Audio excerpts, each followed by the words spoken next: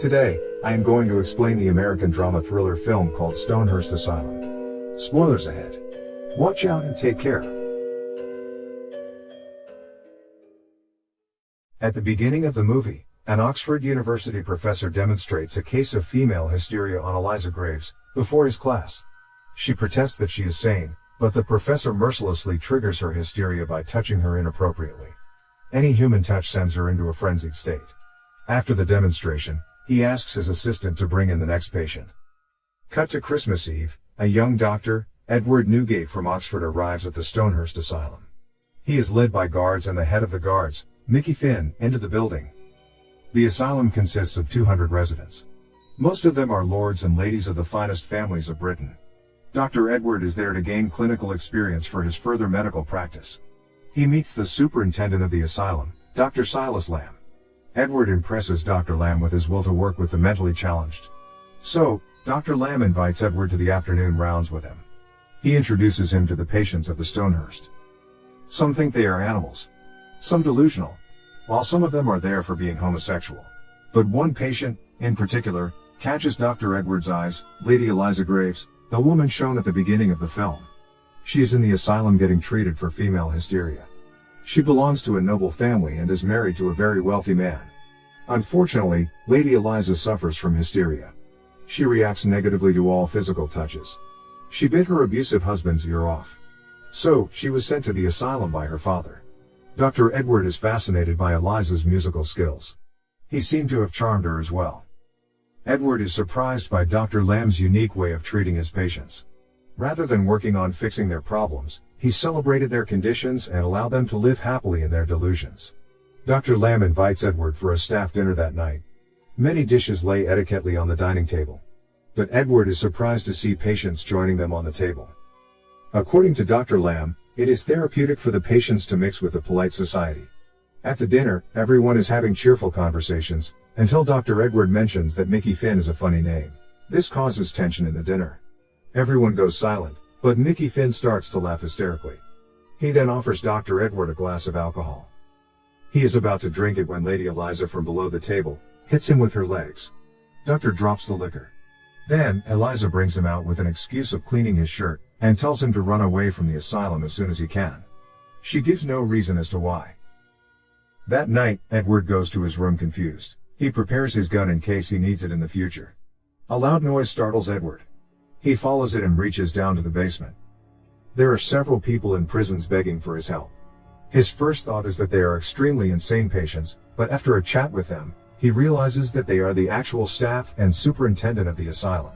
Lamb was actually a patient who led a mutiny. He locked up the staff, and let the patients run things, including Finn. Among the prisoners are the actual superintendent of the asylum, Dr. Benjamin Salt, 2 nurses, a health guide, and many others. They were given a drink with some drugs and brought down to the basement. Edward realizes that he would have ended up like them if Lady Eliza hadn't saved him today. Horrified, Edward rushes to tell Eliza the truth. But she already knows all of it. In fact, she is one of the lunatics who helped Dr. Lamb imprison the staff. The next day, Lamb takes Edward and Mickey Finn with him on his afternoon rounds. They make Edward go into a lunatic's room to change his dressing. The lunatic is terrifying to look at. When Edward initially approaches him, he is attacked by the man. He is almost about to choke Edward to death, but soon, he notices the name Arthur written on the wall. Edward assumes that it is the lunatic's name, so he calls him Arthur. This finally calms the man down. Dr. Lamb is impressed, but Edward ends up with many injuries after the encounter. Lady Eliza looks after his wounds. Edward tells her about his intentions of freeing the prisoners and running away with them. At that time, she reveals that back then, Stonehurst Asylum was a cruel place for the patients, where they were experimented upon by Dr. Salt. His ways and ideas matched that of a devil's. Lamb, Mickey Finn, Eliza, the cooks, and the guards were all the victims of Dr. Salt's cruel method. He touched Eliza inappropriately to trigger her hysteria with an excuse of finding her a cure. He applied severe water pressure on some of his patients and kept them in the running water for days. According to Dr. Salt, a patient's worst fear is the way to cure their madness. But he struggled to find Lamb's worst fear. Dr. Salt performed all kinds of terrifying procedures on Lamb when he was a patient. Lamb and other patients had come to despise Dr. Salt, so they planned for months the way to free themselves of the torture. Finally, One day, they spiked the doctor and staff's drink and imprisoned them. Lamb took Dr. Salt's place as the chief of the asylum, and let the patients live freely. He employed some of them as the gatekeepers, some as cooks, and some as nurses. He gave all their life a purpose and made Stonehurst a happy place. After hearing the story, Edwards promises that she will never again have to suffer the way that she has. Shortly, Edward impresses everyone in the asylum. An old lady had refused to eat until her son comes from war. Edward poses as her son and lovingly feeds the lady. Seeing this encounter, Eliza is more drawn towards Edward. His kindness has impressed her. The pair starts to fall in love with each other. Edward tries to persuade her to run away with him from the asylum, but Eliza is doubtful of the idea. Not long after, Edward is called by Dr. Lamb. Dr. Lamb wants Edward to assist him in an experimental procedure on Dr. Salt. He ties him to the bed. Dr. Lamb claims that Dr. Salt is a lunatic who believes himself to be the rightful superintendent of Stonehurst, and he needs a therapy. This therapy is called electrotherapy. Then, in front of Edward, Dr. Lamb hits the switch, electrocuting him. He asks Edward to do the same. After the electrotherapy, Dr. Salt loses all of his memory. The next day is the new year 1900. Everyone in Stonehurst is celebrating and happy. Edward intends to set the prisoners free tonight. A ceremony takes place. Everyone is dancing as Dr. Lamb watches them. Elsewhere, Edward knows Dr. Lamb has some good inside him. So, he sets out to find it. In Lamb's room when he was a patient, Edward finds a hidden picture inside the wall, and takes it with him. Everyone goes outside the building to celebrate the coming of the new century. But Edward stays inside to spike the champagne with a chemical that will make everyone unconscious. However, Mickey Finn catches him in the act. After an intense fight, Edward frees himself from Finn. The spiked champagne is brought to the celebration and distributed to everyone. But as they are about to drink it, Mickey Finn stops them, and Edward's act is caught. Dr. Lamb hits him with a bottle. When Edward opens his eyes, he is tied to a hospital bed and is being taken into the electrotherapy room. Dr. Edward is about to be electrocuted as Dr. Salt did. Just then, Eliza comes into the room with Edward's pocket watch. It has a picture of Eliza on it. She assumes that her husband had sent Edward to get her out of the asylum. She asks him for his real intentions for coming into the asylum. He reveals that 6 months ago, he was in a medical lecture, where a doctor displayed Eliza and her medical disability. He felt so pitiful and saddened by her condition, he vowed to save her from that hell. This was the real reason Edward had come to the Stonehurst asylum. As he is being taken away, he asks Eliza to run away from the asylum. Just as Dr. Lamb is about to electrocute him, Edward requests a final will. His request is to give Eliza Graves the picture that is in his pocket. But in reality, the picture is the one Edward had found in Lamb's room. Dr. Lamb takes a look at it, and he is shocked.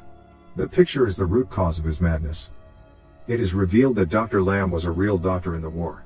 He had to kill his soldier friends to free them of the pain. He had shot each of them to death, and had tried to kill himself too, but he ran out of bullets. This turned him insane with time. The picture Edward showed him was the picture of one of Lamb's soldier friends. So, it triggered his madness again. Dr. Lamb runs away from there. Seeing this, Mickey Finn decides to perform the procedure on Edward himself. But Eliza comes to Edward's aid. The whole asylum watches them fight cheerfully. However, Finn triggers her hysteria by touching her trigger point, sending her into a frenzied state. Edward manages to calm her down.